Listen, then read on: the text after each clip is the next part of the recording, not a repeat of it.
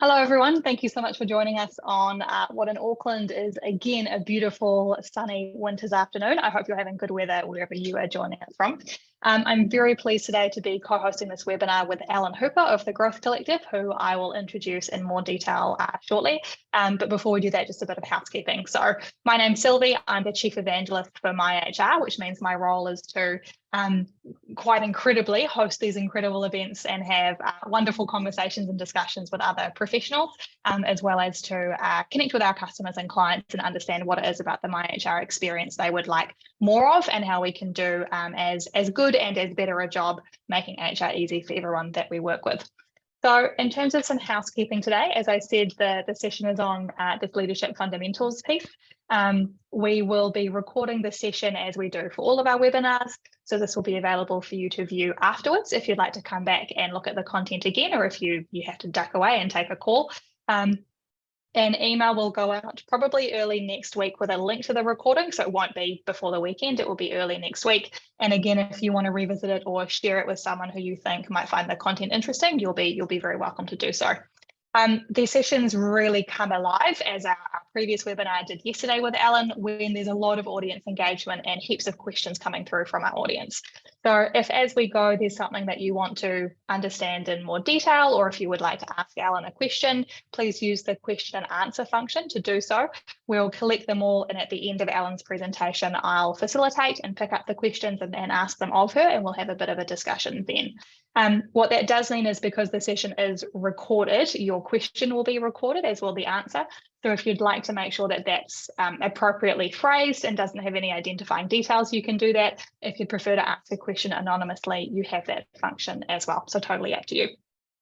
So without further ado, Alan, thank you so much for joining us today. Alan is the director and co-founder of the Growth Collective.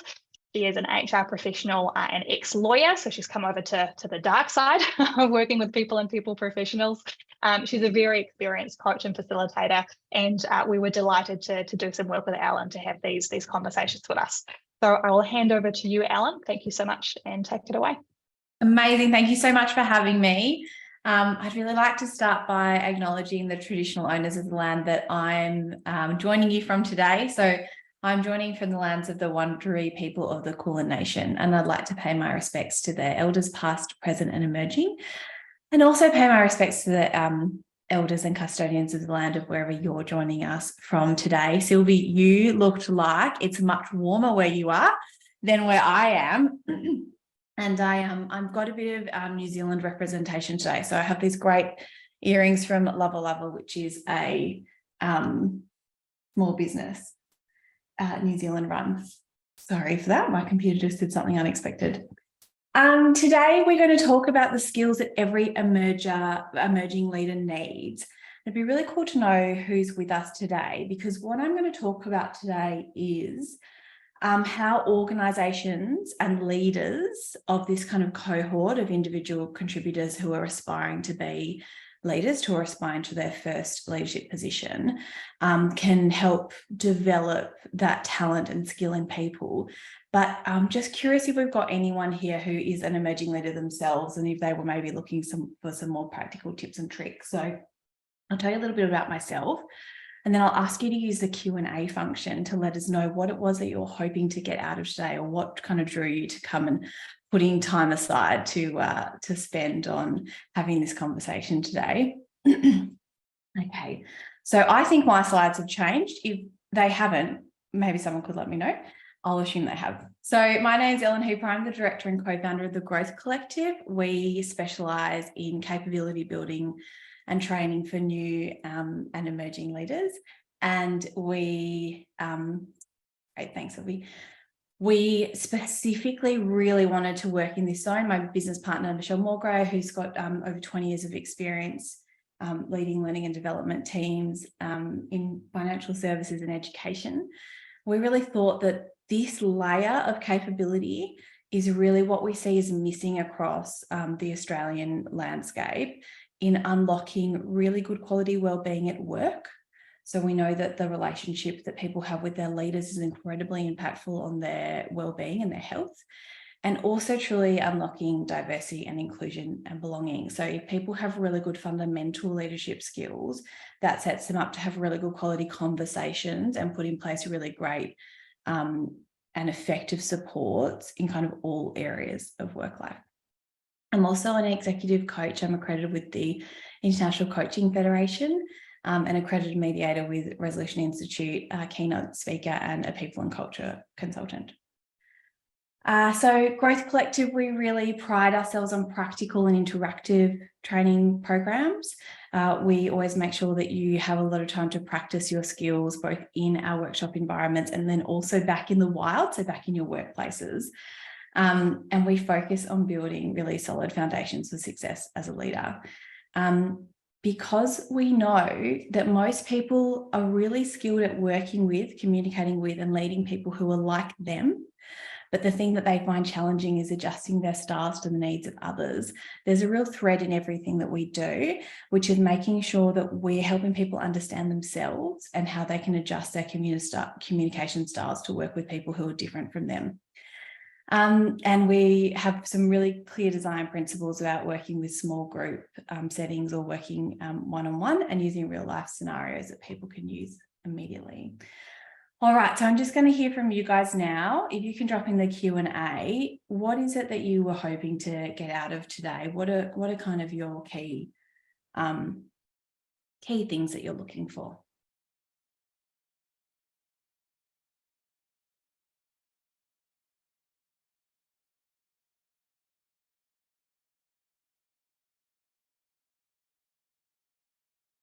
Beautiful. So someone's here looking to train emerging leaders in my business. That's excellent. That is what we're going to cover. So that's always good. If anyone else had something burning they wanted to get out of today, I'll just wait another couple of seconds.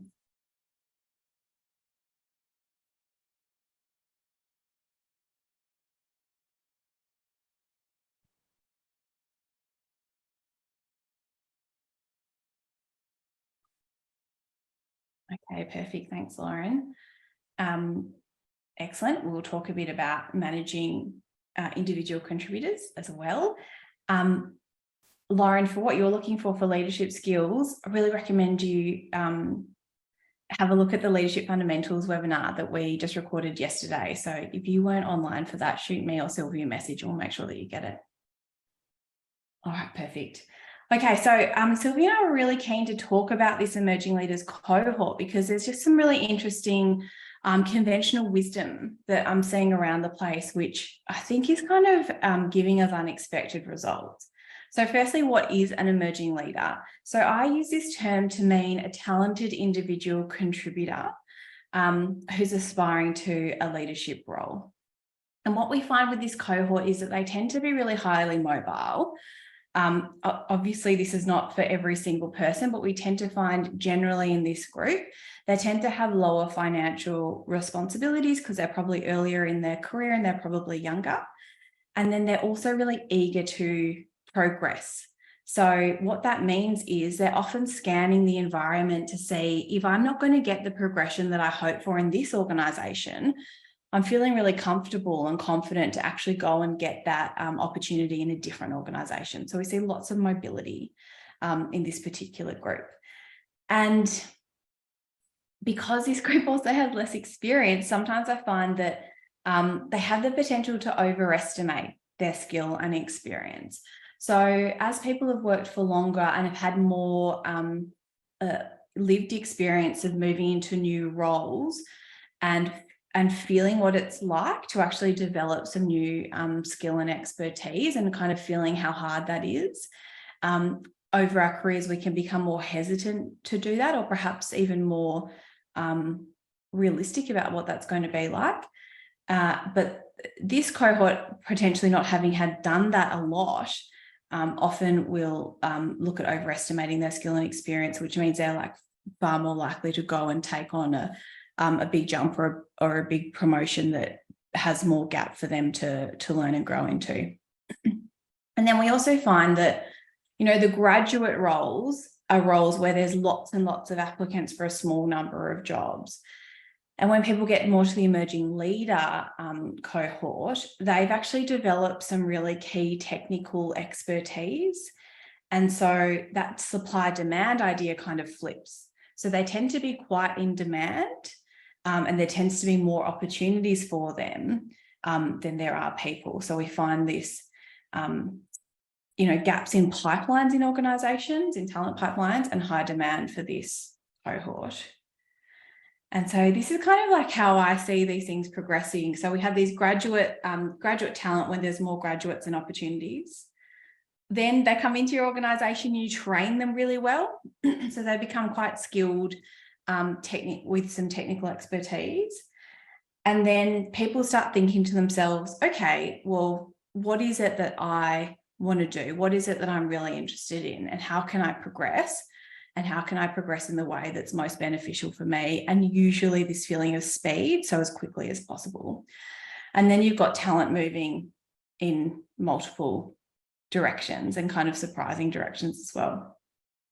And that's where you get this emerging leader mobility. So you've got more need for technical skills and increased demand for that cohort. So the real challenge for organisations is actually holding on to this cohort, so retaining them, but not putting them into positions or promotions that they're not ready for. And that's a really, really challenging tension that requires quite a sophisticated approach. So what I see as the purpose of emerging leader programs, so how is it that we develop skill at this level? Like why? Why do we do that? Why do we invest? Often find organisations that only have one program running internally. It tends to be the emerging leader cohort, which is really interesting. And stripped back, most organisations have these kind of common purposes. So they want to develop a pipeline of talent. So they want to know that they can take their graduates through up into the next layers that they need them to be in. They want to retain talented and high-performing individuals because it's much easier to continue to develop someone who already knows your business and your systems and your people. And they want to reward, recognise and engage talent. Now, there's this real tension in that though, because as we grow people's skill in this space when they're incredibly mobile, we also run this risk of actually making it harder to retain them because then they have more opportunities when we look across different organisations. So there's this real tension of trying to work out how do we develop skill because we need the skill, and then what do we put in place to make sure that we're actually retaining and getting a return on investment of the skill that we've developed. I also find here there's this really delicate management of expectations and timeframes, because what happens for most people who go through a kind of traditional emerging leader program is they come out and they say to you, that was really good. I'm ready to be a leader now. Just let me know when my promotion is. And that actually makes a lot of sense. Like a lot of the program has kind of started with the expectation that this program is about developing your leadership skills. And we're developing your leadership skills because we're going to need them into the future. So it's quite unsurprising that that is the philosophy or feeling or desire or expectation that comes out of this cohort. And I see that lots of organisations don't really manage those expectations or the delicacy of actually that might be a 12-month or 2-year or 3-year proposition very well. And that kind of disconnect can often then result in turnover instead of the retention that you were looking for.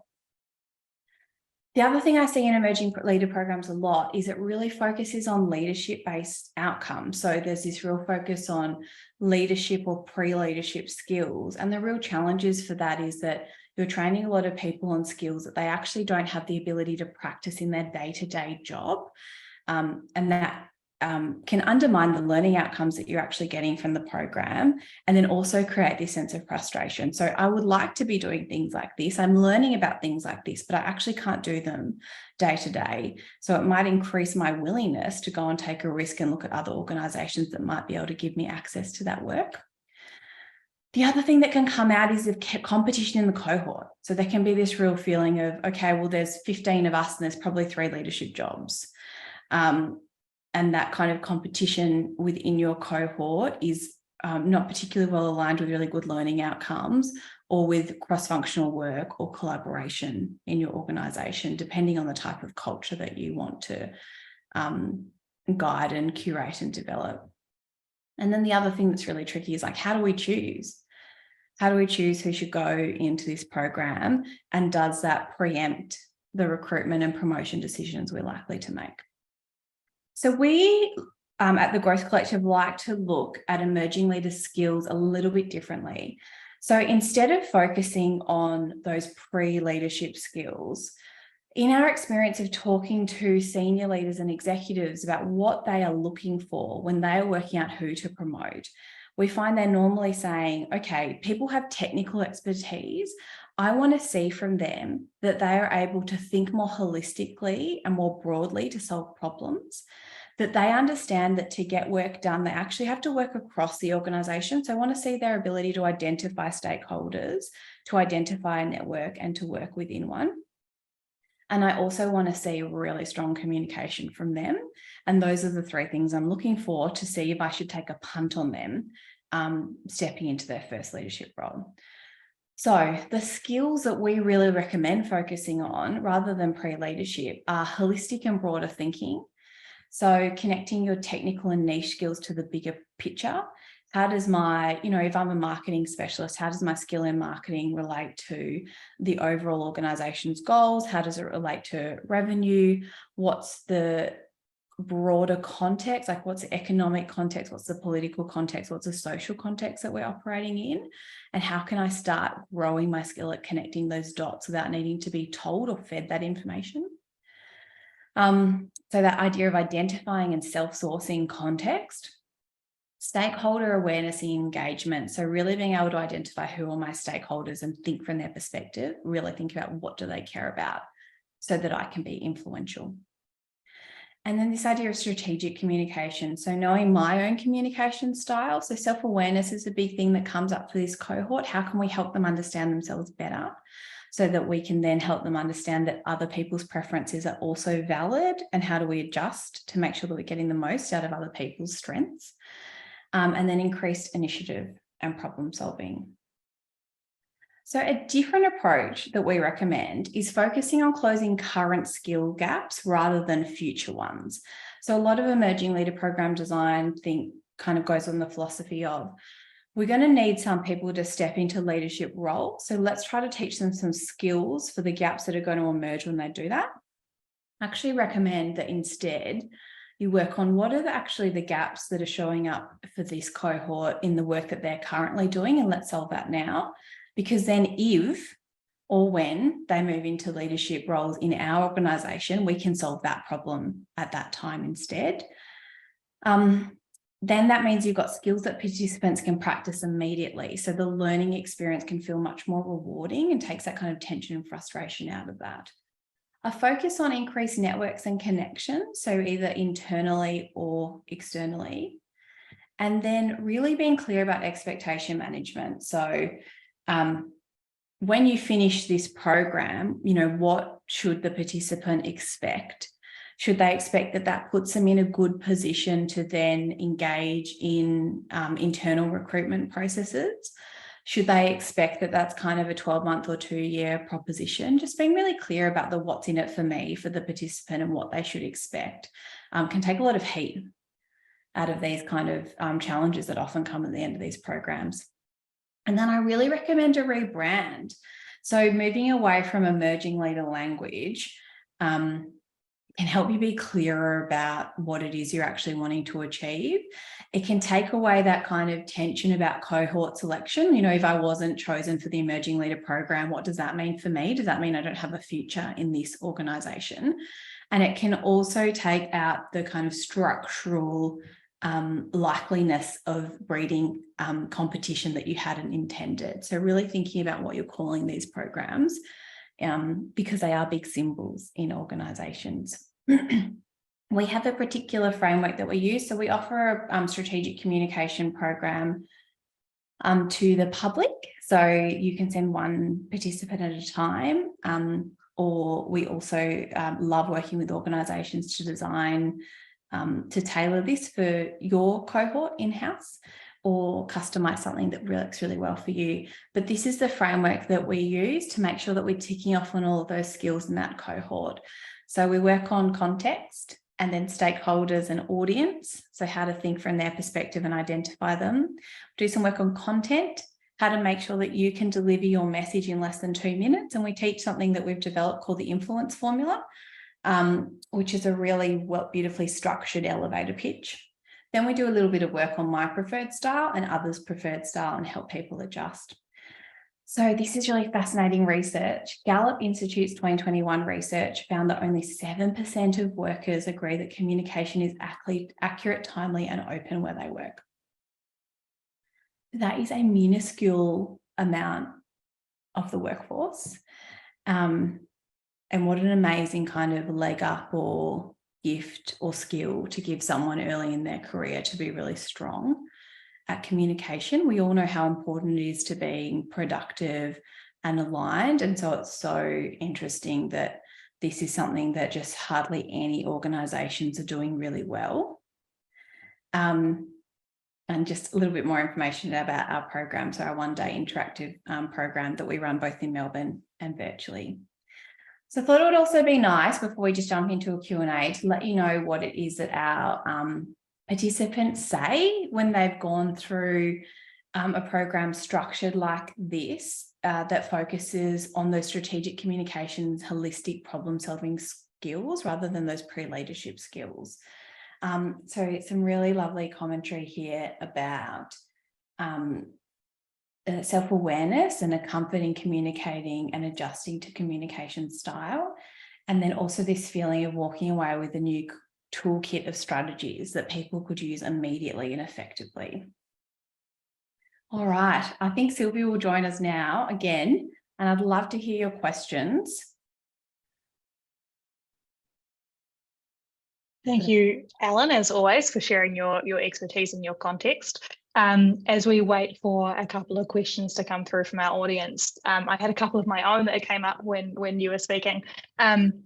And the first was around that 7% number is frightening, actually. Like, that's quite an alarming percentage of people who don't think communication is timely and kind of effective where they work. In your experience, either working with teams or working with individuals, are there common gaps that you see or common patterns that repeatedly people just get wrong and could spend some time and attention on? Yeah, I think there's two common things that come up. So one is structural and process related. So it's really fascinating. Despite knowing how important communication is, very few organizations have really good solid infrastructure and rhythms. And a few might have heard the kind of change management research that you need to tell someone something 7 times. So usually just the inputs are not enough. And that's why we get something like that 7% result. And I mean, that's asking for 3 different criteria. Important criteria, though, like you would expect. You can see the benefits you'd have if you have those 3 things: open, timely, and accurate communication. And then I think the other thing that happens is at the executive level, you forget that not everyone gets access to the same context that you do. And depending on the size of your organization, and particularly if you're working in a hierarchy, which the vast majority of organizations are structured like that, often there's tension or concern as you move through the layers about confidentiality. So often leaders hold back information because they think they're doing the right thing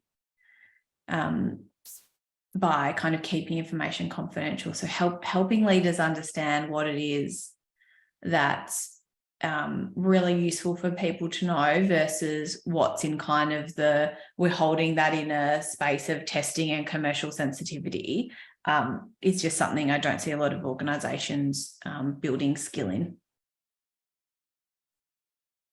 And then if we think about the pattern of identifying people who are, as you say, very effective or very successful individual contributors and thinking about, what their pathway for growth and leadership might be, are you aware of any either actual research, or do you have any anecdata which would support or not support the idea that mastery or competence in your technical skills or your subject matter correlates or is predictive of leadership skills? Is there anything in that space that you could speak to?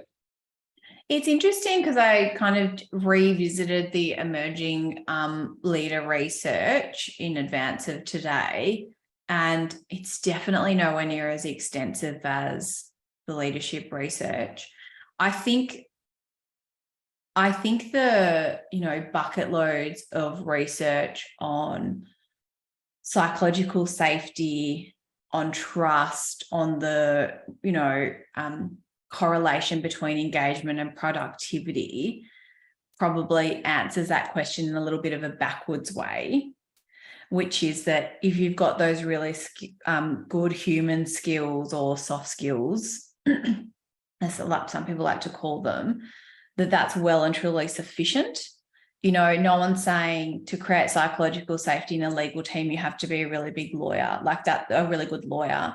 And the psych safety research that Amy Edmondson did is so fascinating because it comes out of hospitals and it comes out of this ability for, nurses to be able to say to doctors, are you sure that's right? We really kind of simplify it down to its core. And the thing, it doesn't flush out of that being a really good technical specialist is the thing that makes a difference. So, yeah, I think that's what the research is telling us. Totally. And look, we'll give it another minute or two for any other questions from our audience to come through. So if you've been holding back and hoping that it would be answered or asked by someone else, now's your chance to put it to Ellen. In terms of the emerging leader space, what excites you about the next couple of years? Are there any developments in the research field that you're eagerly awaiting? Is there anything in terms of new tools or new approaches that's really, really exciting you at the moment? I think in this space, because we often then focus on age differences and particularly this idea of like, oh, well, this generation expects this, or I think what's really interesting is when we look back at generational research, and Gallup did some cool research about, oh gosh, I'm moving on, aren't I? I think 7 years ago now, maybe a bit longer. And they looked at Gen X, Gen Y, and baby boomers, and they asked them what it is they wanted out of the workplace, particularly in terms of flexibility. And what's really fascinating is almost all generations kind of really similarly wanted the same things, but your youngest generation is usually the one that's willing to make decisions based on it. And I reckon that that's probably a really universal experience throughout human history. And my business partner, Michelle Moore-Gray, has this really beautiful way of describing how younger generations often are the rising tide that lifts all boats. And so I don't think Gen Z are any different to any other generation we've seen. They're just really helping us as a system and as humanity in going, why do we work like this? And could we work in a different way? And what could that look like? So I'm super curious to see how that'll bend and shift. And I think there's something that particularly this generation, I often hear leaders are challenged by the really high level of care and respect that Gen Z expects. And that's both a really reasonable expectation and like how awesome how awesome to like have had life experiences to expect that. And I think I think it's really important to hold on to that's something we should all be aiming for. And I think that's a shift that we will need to make generationally, which is organizations who can do that and leaders who can do that are going to get the best talent. And then I think the shift that comes with the experience is also recognizing that human beings are imperfect. And so your leader will not give you the care and respect and support in the exact way that you wanted it all the time. And I think that's going to be a really cool evolutionary kind of merging and meeting in the middle. And I'm excited to see where that lands. I often think of the metaphor of when you have hot air and cool air mixing, you get hurricanes and tornadoes and cyclones. And so I think as some of these generational expectations kind of come to play or come to bear on each other, I think there's going to be some really cool developments in this space, but potentially not without discomfort, as we've seen in kind of previous times. So we've had a couple of questions come through. Jamie, kia ora Jamie, thank you for joining us today, is curious about that Gallup number of 7%. So Jamie asks, does that 7% miscommunication number factor in colleagues where English is their second language, or is it a number pulled from surveys of random staff members in different organisations? I'm interested in understanding how that number was decided. Yeah, it's the second. So the Gallup Institute does lots of really wide-ranging surveying of, thousands of people, most likely in the US. Their data is normally the US. And they also run they offer engagement surveys as a service. So they'll often then be able to pull data out of lots and lots of different organisations and synthesize it. It doesn't take into account those added complexities about cultural differences or languages. It's just that really high conceptual, when I sit in my organisation, do I feel like I know what's going on? Is my understanding of that research, which means then as you add in layers of complexity, that number's probably worse. Thank you, Ellen. Lauren asks, in relation to a more entry-level program, such as a grad program, where in career progression would you expect to see participation in something like an emerging leaders program? That's such a good question. And there's this kind of really funny idea that you come in as a graduate and then maybe work for 5 years and then you're mid-career, which is a really interesting term that we use. And like maybe you're 29 or so. I don't know what happens after mid-career either. So it's interesting terminology. I think it depends what progression looks like in your organisation and the kind of, I guess, different stepped structures that you have. And I really love that Sheryl Sandberg quote that careers are jungle gyms rather than escalators. And that's a nice way to think about it. But my kind of really generalized number is, I reckon that's somewhere between 4 and 6 years is where you've got someone who's really honed their technical skills, but it'd be quite exceptional to move really confidently and comfortably into a leadership role.